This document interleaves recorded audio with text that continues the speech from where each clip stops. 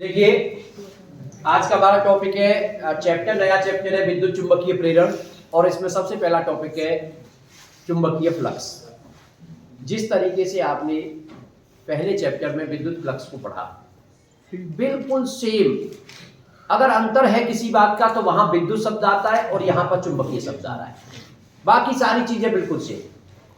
विद्युत फ्लक्स का मतलब होता था कोई एरिया आप ले रहे हैं, मान लीजिए ये एक एरिया है और इस एरिया में से होकर के जो विद्युत बल रेखाएं जा रही हैं, यानी विद्युत बल रेखाओं को आप किसी क्षेत्रफल से बाउंड करके देख रहे हो, तो किसी क्षेत्रफल से होकर के जाने वाली विद्युत बल रेखाओं की संख्या को विद्युत फ्लक्स कह रही थी।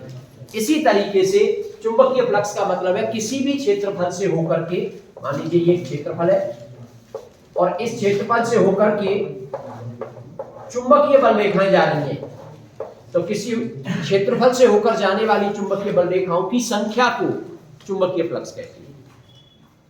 इसका मतलब एक तरीके से ये हो गया कि चुंबकीय फ्लक्स कोई नई चीज नहीं है, बल्कि जो चुंबकीय बल रेखा होती हैं उन्हीं को चुंबकीय फ्लक्स कहते हैं। बस यहां एक एरिया से बाउंड कर दिया गया है उनको, कि इस क्षेत्रफल से होकर के कितनी जा रही है, उसको चुंबकीय फ्लक्स आप कह रहे हैं। और चुंबकीय फ्लक्स को आप फाई बी से डिनोट करते हो। जबकि विद्युत फ्लक्स की बात करते थे तो विद्युत फ्लक्स, ये जरूर ध्यान रखें कि कंपैरिजन से पढ़ोगे तो दोनों टॉपिक आपके साथ ही साथ तैयार होते चलेंगे। तो इसको आप फाई ई से डिनोट करते थे और इसे आप फाई बी से डिनोट करते हो। तो अगर बात फिजिक्स की जाए तो फिजिक्स तो यही है, किसी क्षेत्रफल से होकर जाने वाली चुंबकीय बल रेखाओं की संख्या, यह चुंबकीय फ्लक्स है। लेकिन बात अगर मैथमेटिक्स की जाए, बात चुंबकीय फ्लक्स को कैलकुलेट करने की जाए, तो जैसे आप विद्युत फ्लक्स को लेते थे phi E equal to E dot A. अगर आपका विद्युत क्षेत्र यूनिफॉर्म है और यूनिफॉर्म विद्युत क्षेत्र को आप किसी क्षेत्रफल से होकर के निकालने की बात कर रहे हो, तो वहां पर जो विद्युत फ्लक्स होता था वो E डॉट ए। और अगर आप इसका फॉर्मूला लगा दोगे तो ये आ जाएगा ई ए कॉस थीटा। सेम उसी तरीके से अगर हमारा चुंबकीय क्षेत्र यूनिफॉर्म है, यूनिफॉर्म का मतलब एक समान चुंबकीय क्षेत्र है, और वहां पर आप कोई क्षेत्रफल ले रहे हो, क्षेत्रफल मान लीजिए ए ले लिया, तो फाई बी जो हो जाएगा बी डॉट ए। यानी वहां पर विद्युत क्षेत्र E होता था और यहां पर चुंबकीय क्षेत्र उसकी जगह पर B आ गया है। चीजें बिल्कुल सेम, ठीक है। और अगर फॉर्मूला लगाएंगे तो फाई बी हो जाएगा बी ए कॉस थीटा, ये फॉर्मूला हो जाएगा। लेकिन थोड़ा सा और आगे बढ़ना है। अगर मान लीजिए चुंबकीय फ्लक्स या चुंबकीय क्षेत्र यूनिफॉर्म नहीं है, बल्कि नॉन यूनिफॉर्म है, वेरिएबल वाला चुंबकीय क्षेत्र है हमारे पास, तो फिर क्या करते? फिर कभी भी इस फॉर्मूले से डायरेक्ट आप चुंबकीय फ्लक्स नहीं निकाल सकते, जैसे कि विद्युत फ्लक्स भी नहीं निकाला जा सकता।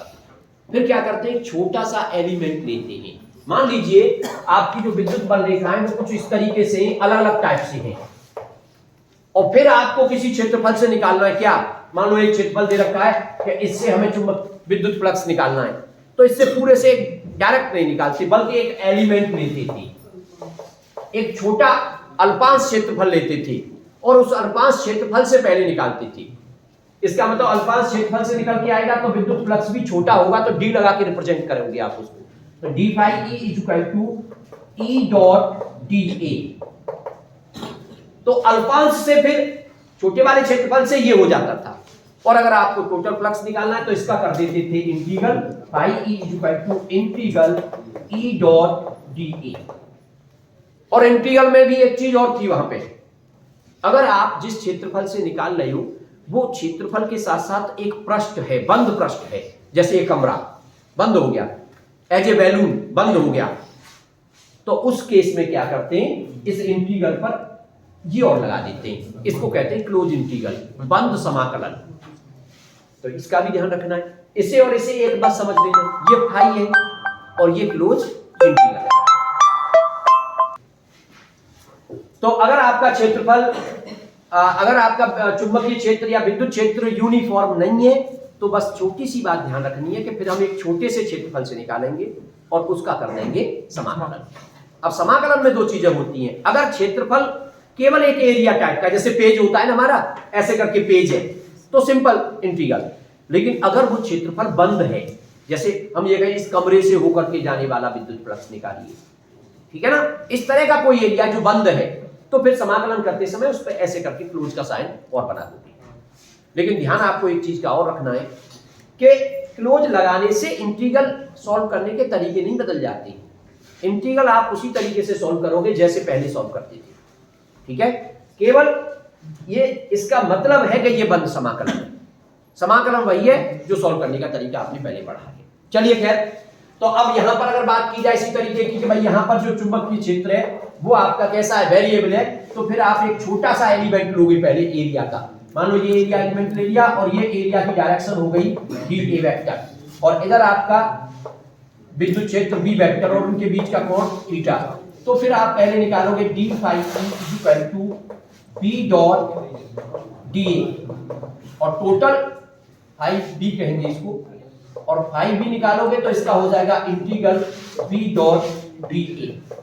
और अगर एरिया यहां भी बंद होगा तो उस पर भी आप क्लोज लगा दोगे, अदरवाइज ऐसे रहने दोगे और उसको सॉल्व कर दो। तो ये तो हो गया मैथमेटिक्स। मैथमेटिक्स का मतलब चुंबकीय फ्लक्स को कैलकुलेट कैसे करोगे आप, तो ये तो उसको कैलकुलेट करने का तरीका हो गया। अब बात आती है कि भाई चुंबकीय क्षेत्र, चुंबकीय फ्लक्स जो है वो कैसी क्वांटिटी है, स्केलर क्वांटिटी है या फिर वेक्टर क्वांटिटी है। तो साफ दिख रहा है आपको कि भाई ये तो स्केलर क्वांटिटी है। उसके लिए कैसे साफ दिख रहा है, क्योंकि डॉट प्रोडक्ट पर डिपेंड कर रहा है। और आपने पढ़ा था 11th में कि दो वेक्टरों का मल्टीप्लाई करने में भी मल्टीप्लाई अगर डॉट हो रहा है, इसका मतलब जो आंसर आ रहा है वो स्केलर है। इसलिए ये वाली जो फिजिकल क्वांटिटी है ये एक अदिश राशि है। अब बात आती है इसका मात्रक निकाला जाए और इसकी विमा निकाली जाए। मात्रक के बारे में थोड़ा सा आप ध्यान दीजिए। ये मैग्नेटिज्म वाला जो जितने भी चैप्टर आपके चल रहे हैं, चौथा, पांचवा, छठवां, सातवां, इन चैप्टरों में मात्रक जो है, कोई भी भौतिक राशि ऐसी नहीं आई होगी अब तक कि उसका केवल एक ही मात्रक हुआ हो। बार बार उसकी मात्रक चेंज होकर के, और वो मात्रक आप कहां से लेकर के आते हो, फॉर्मूले से। इसलिए माइंड में फॉर्मूलों को बिठाइए और घर पे बैठ करके कागज पेंसिल लेकर के प्रैक्टिस करिए कि मात्रक निकाले कैसे जाते हैं। तो चुंबकीय फ्लक्स के मात्रक को समझने के लिए फिर से मैं थोड़ा सा चुंबकीय क्षेत्र पर लौट करके जा रहा हूं। चुंबकीय क्षेत्र बी पर, क्योंकि बी के कई मात्रक आ सकते हैं और वहीं से चुंबकीय फ्लक्स की मात्रक बनेगी। तो देखिए बी की बात करते तो मैंने एक ही बात बताई थी, जब भी बी की बात आ जाए, बी के मात्रक की बात आ जाए, बी के परिभाषा देनी पड़ जाए आपको, उसकी डायमेंशन की बात आ जाए, तो एक ही फॉर्मूला याद रखना आप, F equal to IBL sin theta. हालांकि आप चाहें तो F equal to QBD sin theta से भी काम चला सकते हो, क्योंकि ये फॉर्मूला और ये फॉर्मूला एक ही है, केवल उसका स्वरूप बदल गया है। अगर आवेशित कण है तो एक है, और अगर विद्युत धारा है तो दूसरा है। और जो आवेश प्रवाहित होता है उसी से विद्युत धारा बनती है। इसका मतलब अगर यहां से हम बात करेंगे तो B इक्वल टू हो जाएगा F/IL sin थीटा। और B के मात्रक की बात करूं एमकेएस सिस्टम में अगर मैं लेना चाह रहा हूं तो ये हो जाएगा न्यूटन पर एम्पियर इनटू मीटर। ये B का मात्रक बन गया एमकेएस सिस्टम में, न्यूटन पर एम्पियर मीटर। और इसी को नाम देते थे टेस्ला, और कहते इसी को आप टेस्ला लिख सकते हो। और टेस्ला को केवल टी से डिनोट करते हैं, न्यूमेरिकल वगैरह आता है उसमें केवल टी लगा है, इसका मतलब वो टेस्ला है। तो बी का एक मात्रक तो ये आ गया आपके पास। अब इसी मात्रक से अब यहां थोड़ा सा आइए भाई, phi B equal to B A cos theta, और अब हम फाई बी का मात्रक निकालना चाह रहे हैं। तो फाई बी का मात्रक क्या आएगा, phi B equal to B A cos theta. तो कॉस थीटा का तो कोई मात्रक नहीं है, बी के मात्रक की बात की जाए, और बी का मात्रक आपने निकाल दिया न्यूटन पर एम्पियर मीटर। तो ये आ जाएगा न्यूटन पर एम्पियर इनटू मीटर और इनटू ए का मतलब एरिया। तो फाई बी इक्वल टू ये आपने वैल्यू लगा दी बी की, न्यूटन पर एम्पियर मीटर, और एरिया की आप मीटर स्क्वायर। तो एरिया की आप लगा देंगे मीटर स्क्वायर। मीटर से एक मीटर कैंसिल हो गया, ये आ गया न्यूटन मीटर पर एम्पियर। देखिए ये दोनों यूनिट बहुत कंफ्यूजन यूनिट है, स्टूडेंट सोचता है कि मैं तो रट के काम चला लूंगा, नहीं रट पाती, मैं खुद भूल जाता हूं। इसलिए रटने की बजाय निकालना सीखो, क्योंकि तीनों चीज वही है, न्यूटन एम्पियर मीटर, और यहां भी क्या आ रहा है, न्यूटन एम्पियर मीटर, लेकिन बस डिफरेंस क्या है, वहां न्यूटन पर एम्पियर मीटर है, यहां न्यूटन मीटर पर एम्पियर है। इसलिए अभी तो ध्यान रहेगा, लेकिन जब 2 4 6 दिन गुजरेंगे भूल जाओगे कि किस में क्या था। इसलिए निकालने की आदत डालिए और फॉर्मूला याद रखिए, अपने आप निकल के आ जाएगा। तो ये आपका चुंबकीय फ्लक्स का मात्रक आ गया, वो भी एमकेएस सिस्टम में। तो जिस तरीके से आप न्यूटन पर एम्पियर मीटर को टेस्ला कह रहे थे, उसी तरीके से इसको कहते हैं वेबर, इसको बोलते हैं weber, and denoted by W B. जैसे टेस्ला को टी से डिनोट कर देते हैं, इसको डब्ल्यू बी से डिनोट कर देते हैं। जैसे आप लोगों ने 11th में 2 फॉर्मूले पढ़े थे, एक तो बल का और एक कार्य का, और फिर उनके मात्रक आपने देखे, बल का मात्रक कहा न्यूटन और कार्य का जूल, ठीक है ना। तो बेसिक तो कुछ अलग निकल के आता था ना, उसको साइंटिस्ट के नाम पे न्यूटन कह देते थे, साइंटिस्ट के नाम पे उसको जूल बोल देते थे। सेम उसी तरीके से इसको टेस्ला और इसको वेबर। अब थोड़ा सा आगे बढ़िए, क्या एक तो आपने ये निकाल दिया, दूसरी भाई उसको आप टेस्ला भी तो कह रहे हो, इसका मतलब टेस्ला के टर्म में भी तो यूनिट आ सकता है। तो अब की बार बी की जगह पे क्या लिखें, और करके बी की जगह पे आप टेस्ला लगाएंगे इनटू ए की जगह पे मीटर स्क्वायर। तो दूसरा यूनिट इसका निकल के आ गया टेस्ला इनटू मीटर स्क्वायर। तो दूसरा यूनिट आपका है एक ही चीज। अभी लेकिन मल्टीपल चॉइस में क्वेश्चन आ जाए कि बताइए चुंबकीय फ्लक्स का मात्रक होता है, और आप कह रहे हैं कि हमें तो ये रख लिया, अब इससे थोड़ी काम चलेगा, उसमें ऑप्शन में ये दे रखा है। इसलिए आपको निकालना आना चाहिए कि किस तरीके से हम टेस्ला के टर्म में भी उसको निकाल सकते हैं, ठीक है।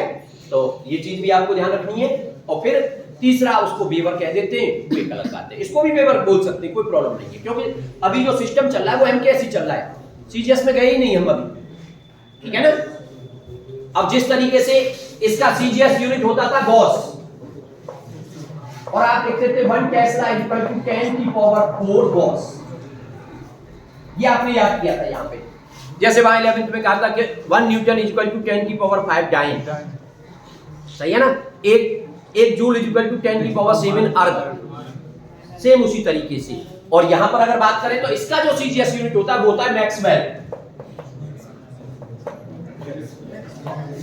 और 1 वेबर इज इक्वल टू 10 की पावर 8 मैक्सवेल। तो ये चीजें भी आपको ध्यान रखनी है। अब एक चीज और नई आ गई, ध्यान दो बेटा, अब एक चीज और नई आ गई आपके सामने। कभी कभी क्या है, आप तो अभी तक बी के मात्रकों से फाई के मात्रक बना रहे हो, लेकिन जब बी और फाई दोनों को पढ़ लोगे उसके बाद ऐसा भी हो सकता है कि बी का मात्रक निकालना पड़ जाए हमें वेबर के टर्म में। तो अब बी का मात्रक और समझिए फिर। तो बी इक्वल टू क्या आ रहा है भाई, B equal to F upon I L sine theta. लेकिन बी का फॉर्मूले में यहां बी इसमें भी तो आ रहा है, तो phi B equal to B A cos theta. तो यहां से जब आप लिखोगे phi B equal to B A cos theta, तो बी हो जाएगा phi B upon A cos theta, और फाई बी का यूनिट ले लोगे वेबर, और पर ए का मीटर स्क्वायर।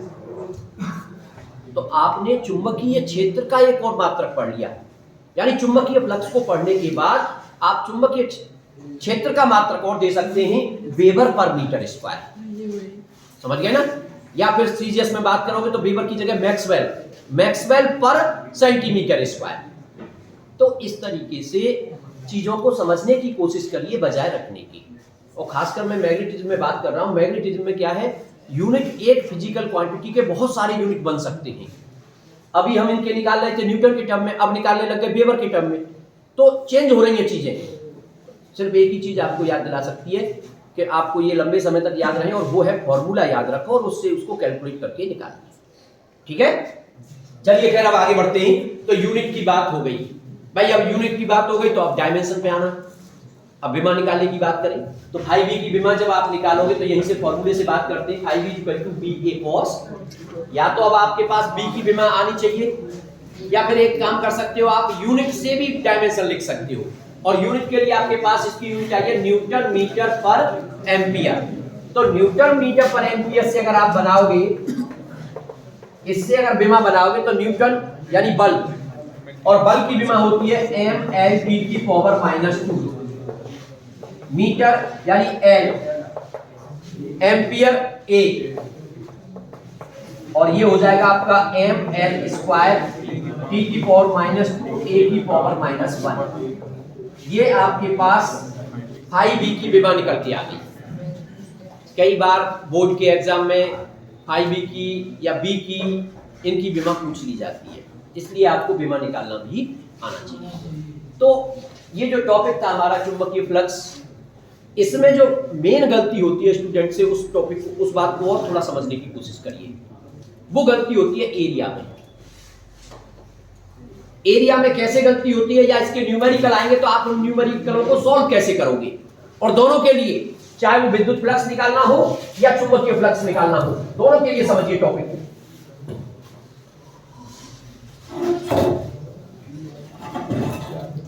देखिए एरिया जो होता है, ये मान लीजिए कोई क्षेत्रफल है, या फिर ये मान लो अपना जो ग्रीन बोर्ड है, ये एक क्षेत्रफल है, और आप इस क्षेत्रफल को जब कैलकुलेट करोगे तो इसकी लंबाई गुणा चौड़ाई।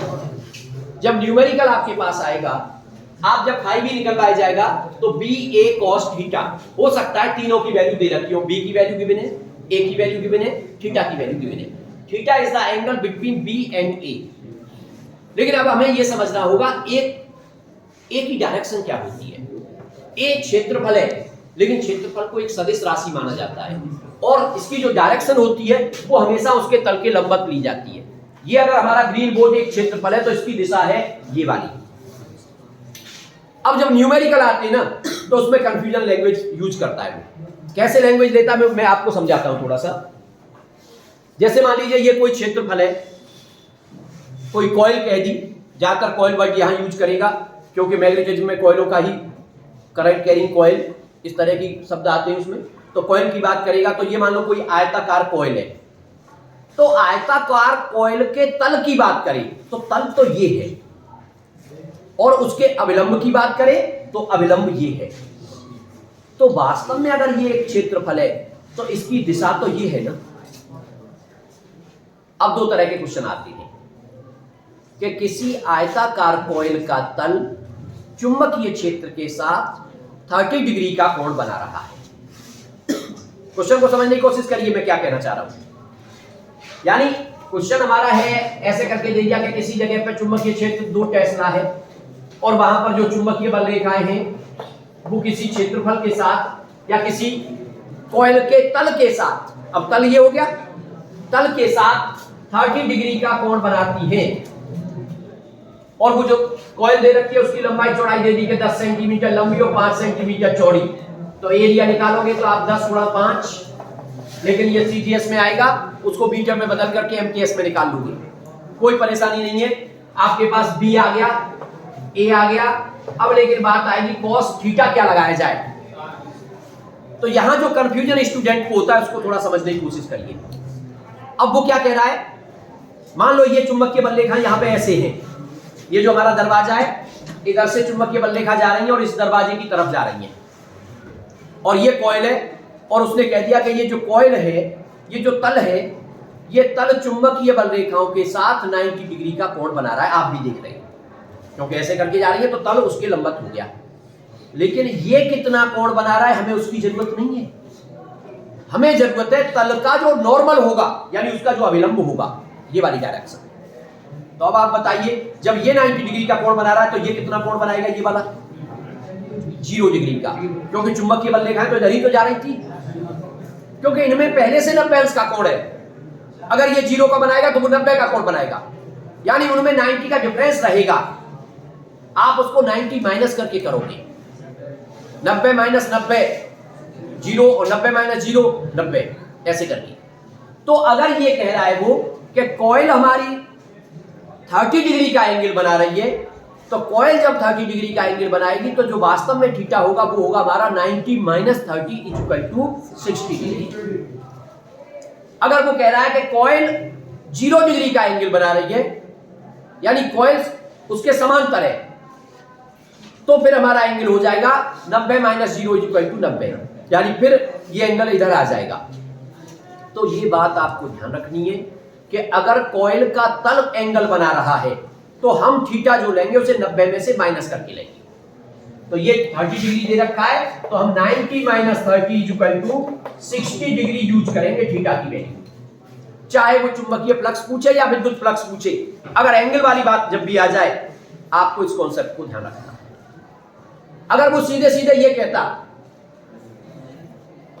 इस कॉइल के तल का अभिलंब, इस कॉइल के तल का अभिलंब चुंबकीय क्षेत्र के साथ 30 डिग्री का एंगल बना रहा है, इसका मतलब वो वैल्यू हमारे थीटा की है सीधे सीधे। लेकिन कॉइल अगर कितना एंगल बना रही है तो फिर उसे 90 में से माइनस करके लिखना है। ये चीज आप अपने दिमाग में बिठा लीजिए, ठीक है ना। इस बात को दिमाग में बिठा लोगे आपका क्वेश्चन कभी गलत नहीं होगा, और ये कहीं ना कहीं इसकी जरूरत तुम्हें पड़ जाएगी, चाहे तो वो विद्युत क्षेत्र में पड़ जाए या चुंबकीय क्षेत्र में पड़ जाए, ठीक है। तो इस तरीके से आप क्वेश्चन को सॉल्व कर लोगे। अब क्वेश्चन कई तरीके के और आ सकते हैं। मान लीजिए आपके पास बी की वैल्यू दे दी, vector B equal to 3i cap plus 2j cap plus k cap, और जो एरिया है वो एरिया दे दिया आपको a equal to 9j cap, और आप कहे कि चुंबकीय फ्लक्स बताइए, तो कुछ नहीं करना, आपको डॉट प्रोडक्ट करना है b डॉट a, और डॉट प्रोडक्ट से आसान कोई चीज नहीं थी 11th क्लास में। डॉट प्रोडक्ट का मतलब i का i के साथ, j का j के साथ, k का k के साथ, और यहाँ i और k तो है ही नहीं, तो 9 दूनी 18, आंसर आपका 18 आ गया। 18 वेबर आपका आंसर आ जाएगा अगर एमकेएस सिस्टम में बात करोगे तो। एक इस तरीके के क्वेश्चन आएंगे। दूसरा एक और तरीका होता है, मान लीजिए आपको मैग्नेटिक फील्ड तो दे दिया ऐसे करके, एरिया के बारे में कुछ नहीं बताया, बस एरिया की वैल्यू तो दे दी है, लेकिन उस एरिया की डायरेक्शन के बारे में वैसे नहीं बता रहा सीधे सीधे कि आई कैप है कि जे कैप है कि के कैप है, बल्कि उसने ये कह दिया है कि जो हमारी कॉइल है वो एक्स वाई प्लेन में रखी हुई है, ऐसे कह दिया। अब एक्स वाई प्लेन, और एक चीज और ध्यान देना, जब ये प्लेनों की बात आ जाए करें ना, X Y plane, Y Z plane, सबसे आसान तरीका क्या होता है, आप अगर उसको अच्छी तरीके से जज नहीं कर पाते हो तो जिस कमरे में बैठे हो, जिस हॉल में बैठे हो, उस हॉल पे फोकस किया करो, और वहां किसी कॉर्नर को ओरिजिन मान करके अपनी तरफ से X axis, Y axis, Z axis मान लिया करो। मान लीजिए हम इस कमरे की बात कर रहे हैं, हमने इसको एक्स एक्सिस मान लिया और इसको वाई एक्सिस मान लिया और ऊपर वाले को जेड एक्सिस मान लिया, तो एक्स वाई प्लेन कौन सा हो गया, जिस पे हम बैठे हुए यही प्लेन एक्स वाई प्लेन है। अब ये एक्स वाई प्लेन हो गया भाई, और लेकिन मुझे इस एरिया की डायरेक्शन चाहिए, तो इसकी डायरेक्शन किधर होगी, ऊपर की तरफ, और ऊपर कौन सा एक्सिस है, जेड एक्सिस। इसकी एरिया की वैल्यू आ रही है निकल के मान लो 9, एरिया की वैल्यू 9 है, और मैं उसको वेक्टर बनाना चाहता हूं, यानी जेड, उसकी डायरेक्शन जेड डायरेक्शन में है, और जेड डायरेक्शन में यूनिट वेक्टर होता है के कैप। जेड डायरेक्शन में यूनिट वेक्टर क्या होता है, तो एरिया हो जाएगा 9 के कैप। तो इस तरीके से आप एरिया को वेक्टर बना करके तब फिर डॉट प्रोडक्ट से क्वेश्चन को सॉल्व कर सकते हो। तो कई तरीके के क्वेश्चन आपसे पूछे जा सकते हैं, सीधे सीधे बी और ए दे दे, एंगल दे दे, तो आप क्वेश्चन निकाल लोगे। डॉट प्रोडक्ट में सॉल्व करके आप क्वेश्चन को निकाल लोगे, डायरेक्शन निकालने की जरूरत पड़ जाए उस डायरेक्शन को निकाल करके क्वेश्चन को सॉल्व कर लोगे, ठीक है ना। तो इस तरीके से हमें चुंबकीय फ्लक्स को सॉल्व करना है।